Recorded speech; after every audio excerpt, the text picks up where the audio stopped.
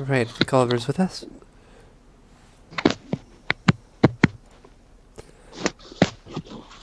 So I'm gonna go really quickly through the unit circle. This is the last section that we need to go over from the midterm, before we've gone over everything that people struggled with. So I'm gonna really quickly walk through the unit circle. Goal is just to be able to derive and integrate functions. Then I'm gonna have you guys walk me through all of the formulas. Decided it doesn't really make sense to give you guys a formula quiz online, just because you guys already have all the answers for the formulas. So I'm going to send you, kind of similar to what we did a couple weeks ago, a formula quiz where instead of all the formulas, you'll have sample problems like this. So you'll have that to complete, and then one free response question today instead of two. Okay, so unit circle stuff first. So we can break up our unit circle into a bunch of different triangles. If I want to solve for sine, cosine, or tangent, then we can set up our relationship. So the sine of our angle, for instance, would be opposite over hypotenuse. Since my hypotenuse is 1 all the way around the unit circle, that means my sine is y. My cosine then is x over hypotenuse. My tangent would be y over x. And then all of our others are just reciprocals of what we already have.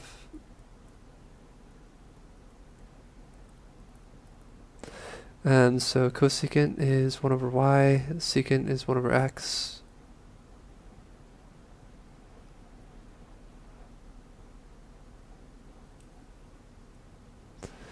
And cotangent is x over y. Okay, for our shortcuts, you'll notice that the vast majority of my values are really the same 3 values repeated. Every short side is 1/2. Long side is root 3 over 2. And equal side is root 2 over 2. Okay, so in my head when I'm doing these, let's say if I had the sign at 5 pi over fourths. So 5 pi fourths is going to be down here. That is an odd number times pi over 4, so that means my side lengths are equal, and an equal side is root 2 over 2 for my magnitude. In this quadrant, both of these sides would be negative, and I can use that to find sine, cosine, or tangent. Okay, one more. At 5 pi 6, so if I draw my angle here, I have a long side and a short side. My long sides are always root 3 over 2. My short sides are always 1/2 for our magnitudes. And then in this quadrant, our x value would be negative, and my y value would be positive. Any questions on the unit circle? No. Okay. I feel like this is our review. So I'm going to go through the formulas. I'm just going to bounce between Junho and Oliver. So Junho, starting with you. You guys can just give me answers here. So what happens if I derive x to the n power?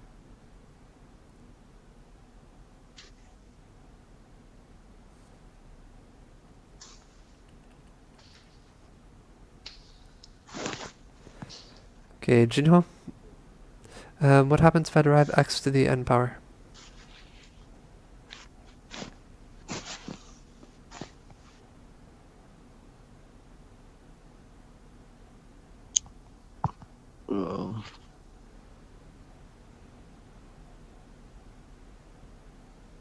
X to the n minus 1. Okay, nx to the n minus 1. Oliver, next one. F gx plus fx times g prime x. Awesome. Okay, Junho, back to you.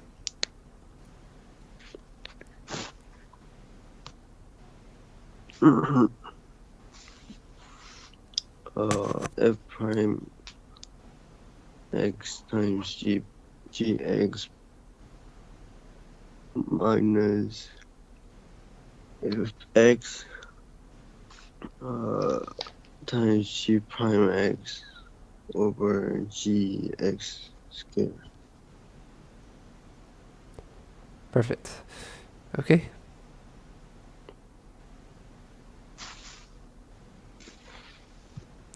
Oliver? F prime gx times g prime x. Cool.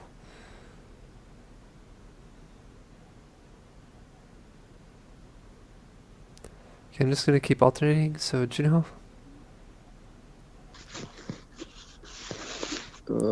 Cosine x.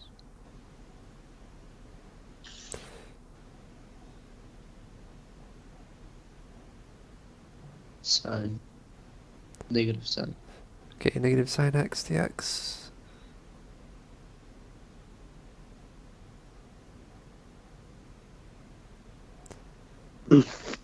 Second square.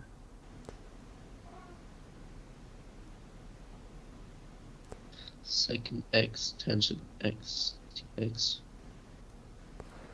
Perfect. See. Cosecant. Okay, if I derive cosecant, I get Cosecant x times cotangent. a close. So, negative cosecant x cotangent x. And if I derive cotangent?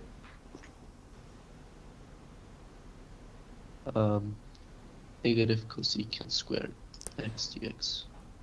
Okay. E to the x. E to the x. If I derive natural log 1 x. Okay, 1 over x dx. If I derive a to the x. A to the x natural log x. Oh, a to the x ln a. Okay. If I derive log base ax. 1 over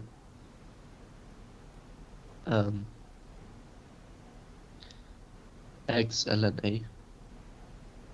Okay, times dx. This method.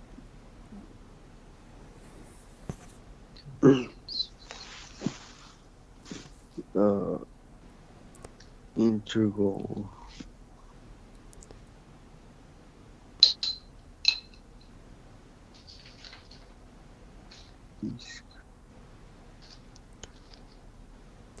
Okay, so this method's what we use when we're revolving around a horizontal line for a 2D area.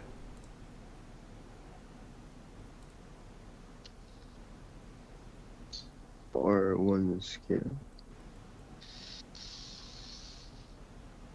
minus R2 square.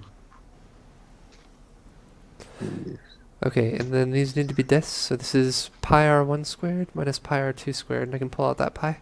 And I'm integrating from a to b. Okay. Shell method? 2 pi integral from a to b with radius height times height. Awesome. RHW. As long as you're revolving around a vertical line, then that w will be dx. Same thing here for this method. As long as you're revolving around a horizontal line for this method, then that w will be dx. Okay. If I integrate the derivative, what will happen?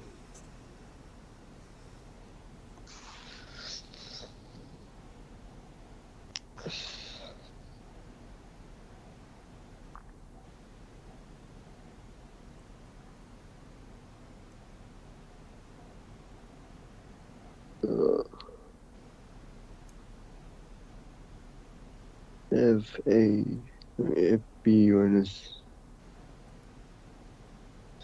F. Okay, so f of b minus f of a. When I integrate, I'm going to go back to my original functions. This will become f instead of f prime, and then I've got upper bound minus lower bound. Okay, if I derive my integral, what will happen? FB times the derivative of b minus FA times the derivative of a. Perfect. So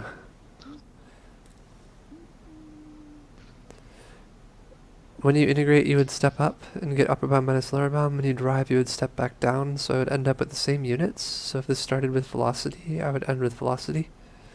But with chain rule, you have to multiply by the derivative of the inside function. Okay, Junho L Hospital's rule. So we've got a limit, and our limit as we approach C was 0 over 0 or positive or negative infinity over infinity.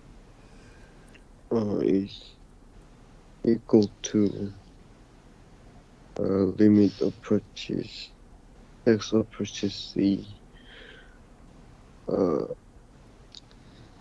f prime x over g prime x. Cool. How do I know if a function is continuous? The limit from x approaches to c of fx equals fc. Okay, so that means we have a general limit, and that general limit is the same as what happens when we plug it in.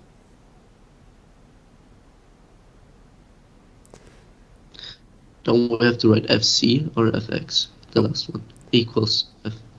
FC is good. Okay. Okay. Squeeze theorem, Junho.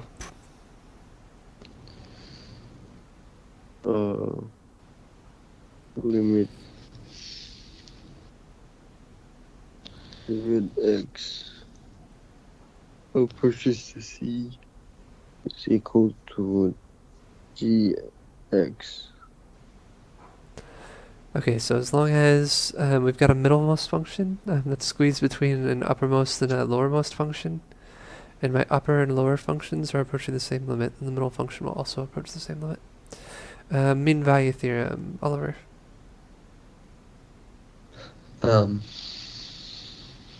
F prime of x c equals to the limit from x approaches to c of fb minus fa over b minus a.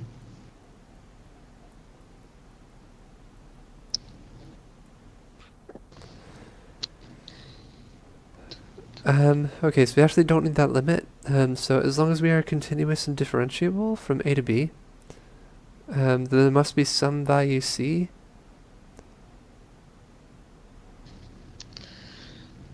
So here's a and b.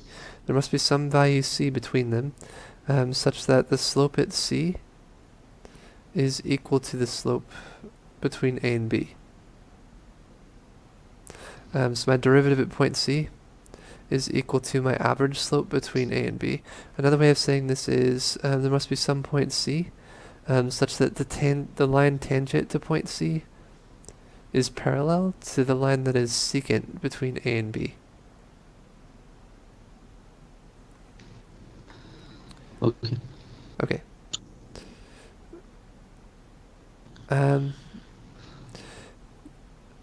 All of our inverse trig functions formulas. Oliver, which one is this? The first one. Yep. The arcsine of u over a plus c. Okay, arcsine's the only one that doesn't have that 1 over a in front. Junho, how about this one? Arc secant.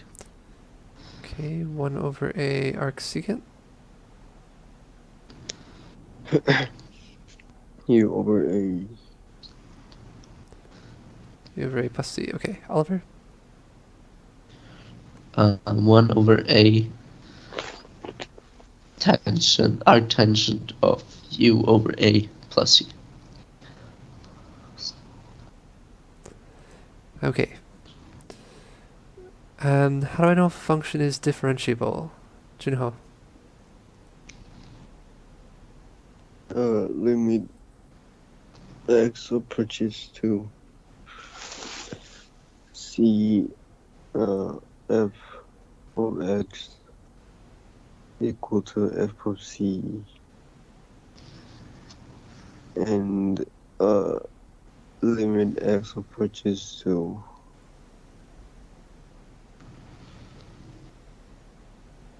c plus a little bit f of x. F.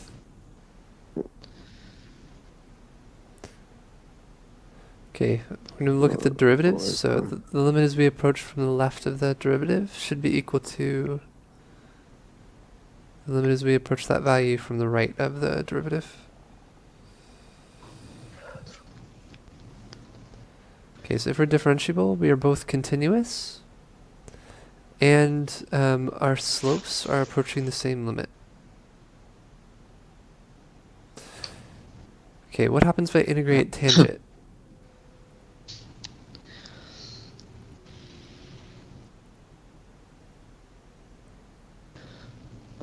The negative natural log of cosine x plus c.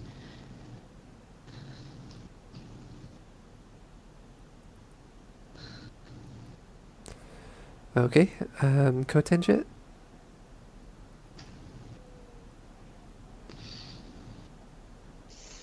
Natural log of sine x plus c. Okay. Secant?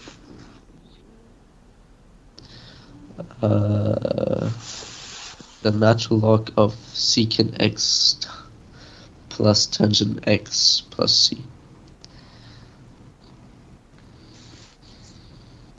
And cosecant x? Negative natural log of cosecant x plus cotangent x plus c. Okay. Area between two curves?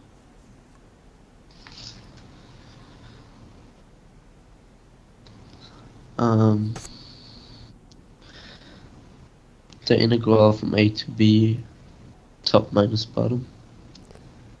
Okay. Um,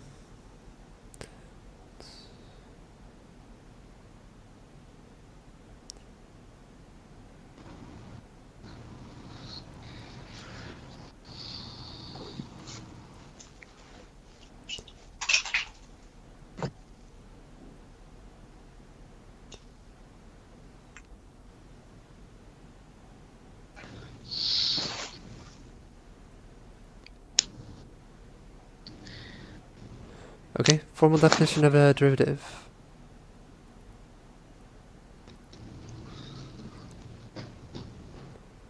F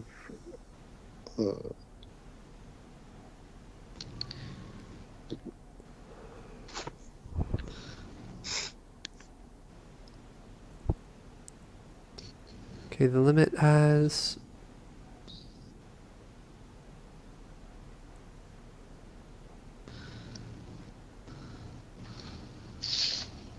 F of A is my limit as my change in x approaches 0 of f of what? A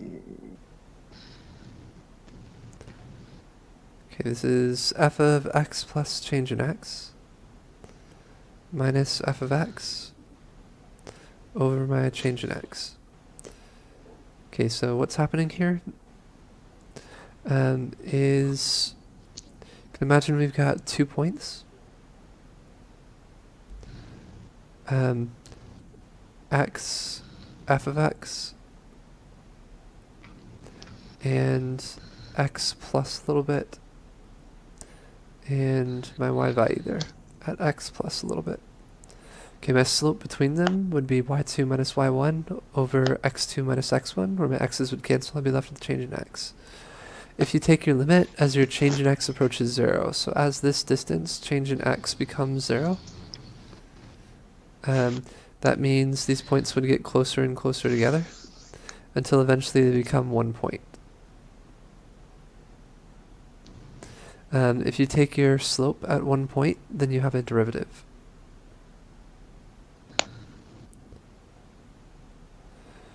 Okay, average value from A to B? 1 over b minus a. The integral from a to b fx dx. Okay. Average slope from A to B.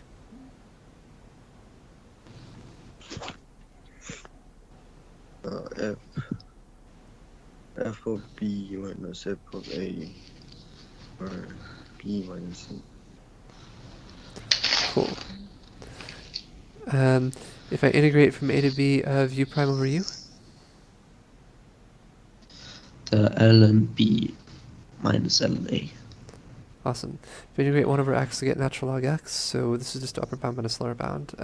Equation of a line that is... okay, equation of a normal line of f of x at AB. Y minus B equal to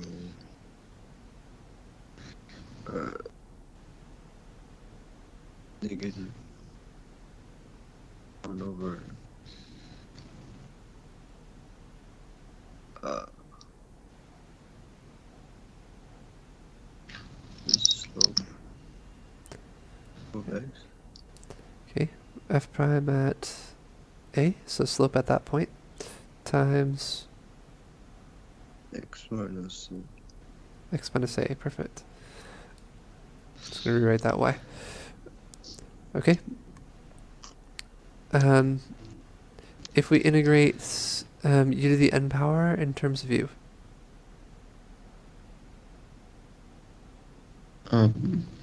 U raised to the n plus 1 over n plus 1 Plus c, perfect. plus c. Equation of a line that is tangent. I'm going to jump back to Oliver for this one, just because this is really similar to the normal line. So Oliver, Y minus b equals f prime a times x minus a. okay. Growth rates.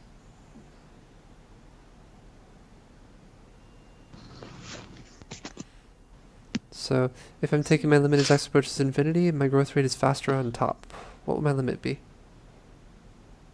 Plus or minus infinity. Okay, faster on bottom. 0. Same on top and bottom. Fractional coefficient.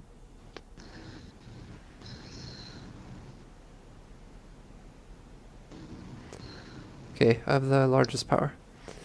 If I have a left-hand Riemann sum and my function is increasing, will I overestimate or underestimate? Underestimate. Okay, so that would look like this. My function is increasing and you are taking left-hand Riemann sums. So under, over, under. Okay, if I derive the arc sine of x, what will happen?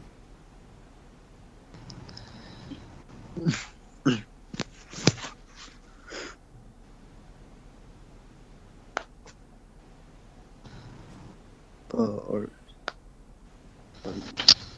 dx over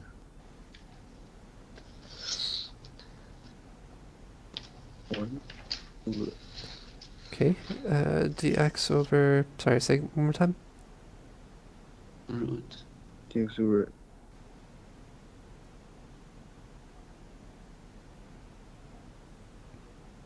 root x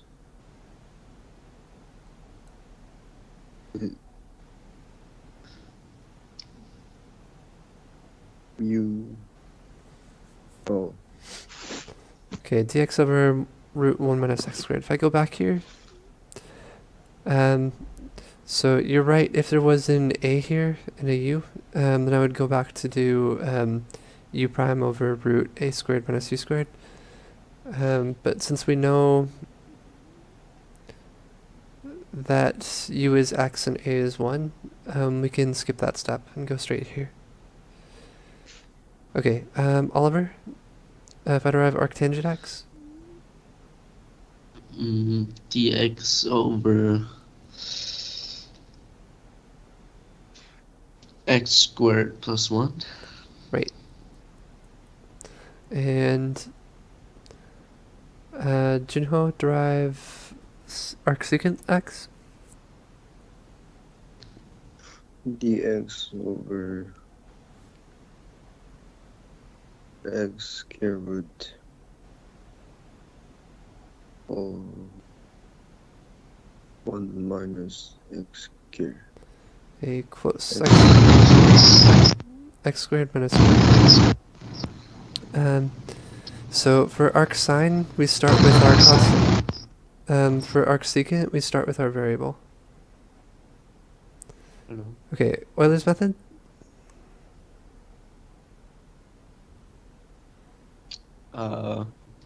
Y new equals to y, the previous y plus the slope.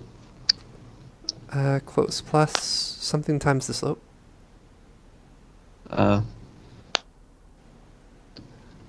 Delta x. Right. If my slope is change in y over change in x, my changes in x will cancel, and I'll be left with change in y for this whole term. So this is y new is y previous plus a change in y. Okay, and the last one. Order the following types of growth rates from fastest to slowest. Fastest is what? Factorial. Okay, factorial, Exponential. exponential,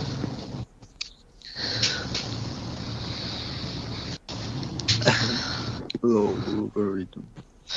polynomial. Oh, yeah. Okay, Logarithm. logarithmic,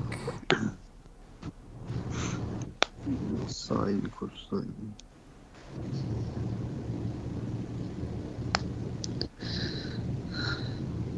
and constants.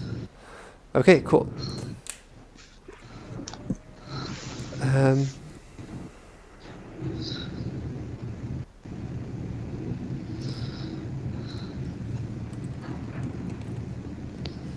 So I will send this to the chat. For the homework, I've sent I guess it didn't save. For the homework, I've sent a free response set. You only need to do the first of that set for today. So you've got one question for the free response.